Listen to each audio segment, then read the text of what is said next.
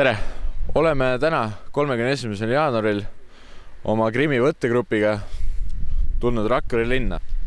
Statistika andmetel sai Rakvere linn 2010 aastal tiitli, ehk siis kõige kriminaalsema linna tiitli.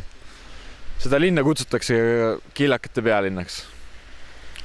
Sellest võime oletada, et sellest võime oletada, et Rakvere linnas ei ole kõik korras. Ausalt öeldes ei pane see ka imestama, kuna Rakvere abilinnapea tegeleb kahtlaste püramiidskeemidega.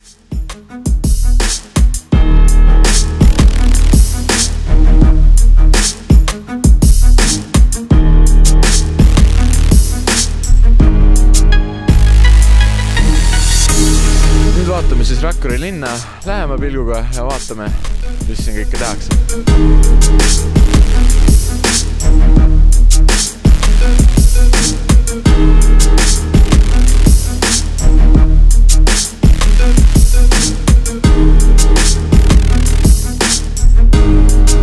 Nii, oleme nüüd eelmisest võttegrupist umbes 100 meetrit ja juba oleme näinud mingit kahtlast tegevust.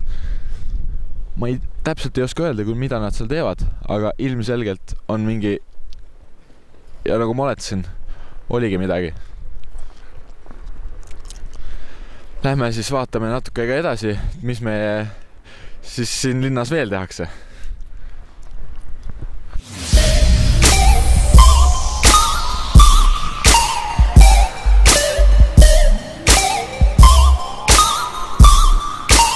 Nagu me näeme, on ka linnas korravalvurid tänu meile valvamas.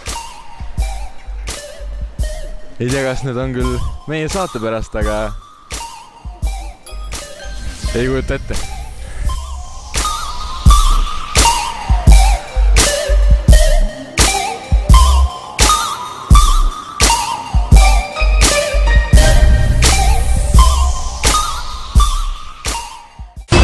Nii, sattusime ühele juhtumile praegu peale.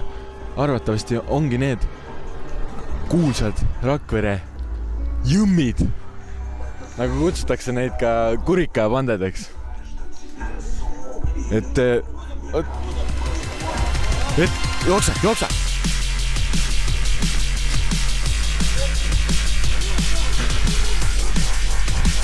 Et üks on väga aegaks siin minema.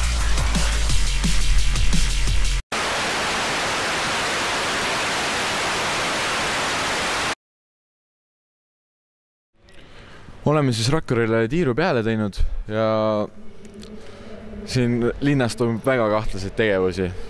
Saime kätte ka kurikapande, kes oleks ääre pealt meile peksa andnud sõna otseses mõttes, aga jookseme!